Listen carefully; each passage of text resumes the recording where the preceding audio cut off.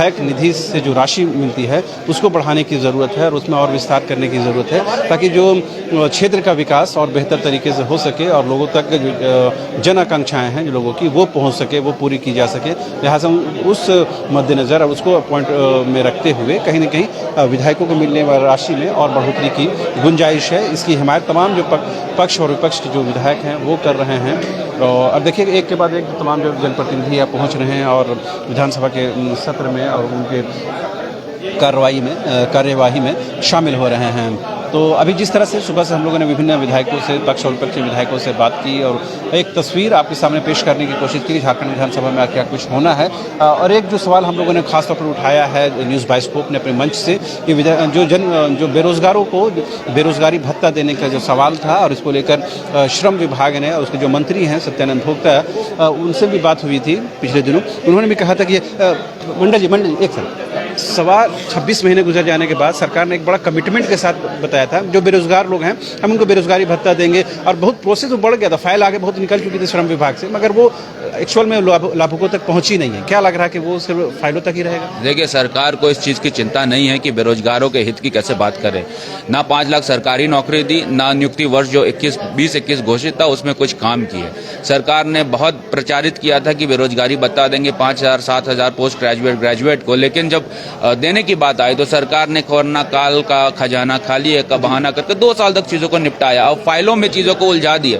मुझे ऐसा लगता है कि सरकार को अगर मान लीजिए कि युवाओं के हित की अगर बात करनी है तो सबसे पहले चीज़ों को ठीक करना पड़ेगा। जब सबसे पहले नौकरियां देनी होंगी, स्थानीय नीति बनाना होगा, नियुक्ति नियमावली को ठीक करना होगा, उसके बाद ही सरकार कुछ करे। सरकार कम से कम छोटा सा जो लोभ बच्चों को दी है, युवाओं को दी है, उसको तो खरा उतरे, तब तो बड़ी बड़ी बातें करेगी। मुझे लगता है कि सरकार नकारात्मक सोच युवाओं के लिए लगती है और युवाओं के हित के लिए भारतीय जनता पार्टी हमेशा लगातार आवाज उठाते आई है, उठाते रहेगी। और फ्यूचर में भी आप देखेंगे कि अगर सरकार अपनी घोषणाओं पर अमल नहीं करती है तो हम लोग मुखर होकर इस बात को रखेंगे। सर, आपके पीछे जो जवान देख रहे तमाम लोग जो हैं, देखिए विरोध स्वरूप ब्लैक रिबन लगा बैठे हुए हैं, इनकी जो डिमांड्स है वो जेन्युइन है।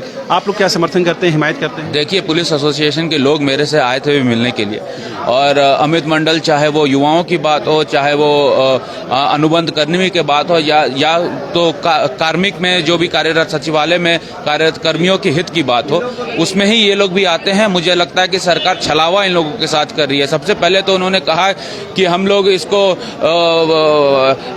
उपहार स्वरूप 1 महीने का हम लोग इसको एक्स्ट्रा बोनस देंगे, और फिर 13 महीने का जो इनका कार्यकाल था, जो छुट्टी मिलती थी, उसको काट लिया। तो सरकार कहीं ना कहीं बोलती कुछ और है, करती कुछ और है, जिसके कारण ये आज स्थिति उत्पन्न हुई है। तो इनकी मांगे जेन्युइन है, और ये भारतीय जनता पार्टी की सरकार में हम लोगों ने 1 महीने का एक्स्ट्रा अवकाश इन लोगों को दिया था।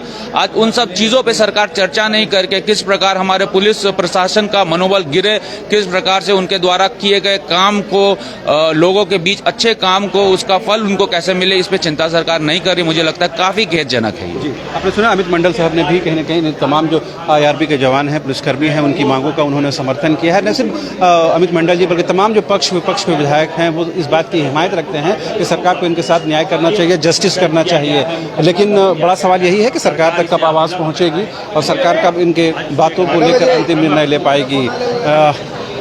देखिए, बंधु तिर्की हैं कांग्रेस के कार्यकारी अध्यक्ष, वो भी यहाँ पहुँचे हुए हैं और तमाम जो विधायक हैं वो यहाँ पहुँच रहे हैं। और बंधुता, ये तमाम IRB के जवान है, देखिए काला बिल्ला लगाकर काम करने के लिए मजबूर है। कौन वाला?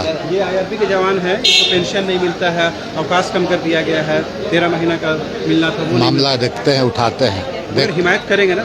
बिल्कुल देखेंगे पूरा। एक आजसू के जो विधायक है, आज वो अलग अंदाज में आपको विधानसभा में दिखाई देंगे। आजसू के कार्यकर्ताओं पे जो मुकदमा हुए हैं उसको वापस लेंगे। मुकदमा तो ये लोग रह करके हम लोग को जितना करवाया और जेल भेजा गया है, तो भाई कानून अपना काम करेगी, उस पर क्या कहेंगे। कुछ गड़बड़ी किया होगा तो कानून विधि सम्मत उस पर कार्रवाई हो रही है। वही मुद्दे, स्थानीय नीति, नियोजन नीति, 1932 का ध्यान, रोजगार, क्या लगता है सरकार आवाज उठाना लोकतंत्र में सबको अधिकार है, हक है, लेकिन कहीं ना कहीं कुछ गड़बड़ी सब किया होगा। अब मामला आएगा तो कानून तो सरकार होती है, कानून विधि सम्मत काम करेगी उस पर। बेरोजगार नौजवान बेरोजगारी भत्ता का इंतजार कर रहे हैं,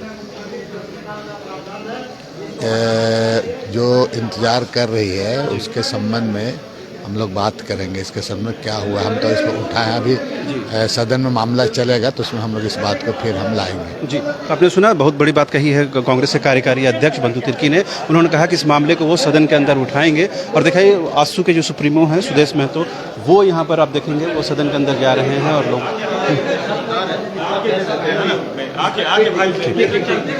जी जी उन्होंने ये आग्रह किया है कि वो आने के बाद अपनी बातों को रखेंगे। लेकिन जिस तरह से न्यूज़ बाइस्कोप के माध्यम से दो बातों को खास तौर पर हम लोगों ने आज उठाने की कोशिश की है कि सरकार ने जिस संकल्प के साथ बेरोजगारों को बेरोजगारी भत्ता देने का जो कमिटमेंट किया था, सरकार अब तक उसमें नाकाम दिखी है। साथ ही जिस तरह से IRB के जवान जो हैं अपनी डिमांड्स को लेकर यहाँ बैठे हुए हैं, तमाम पक्ष विपक्ष के विधायकों ने इनकी मांगों का समर्थन किया है। कई विधायकों ने यह भी कहा है कि वो सदन के अंदर इन बातों को रखेंगे। अब देखने वाली बात ये होगी कि इन समस्याओं का निदान कब तक हो पाता है। कैमरा पर्सन हृदय के साथ रांची से न्यूज़ बाइस्कोप के लिए शाहनवाज।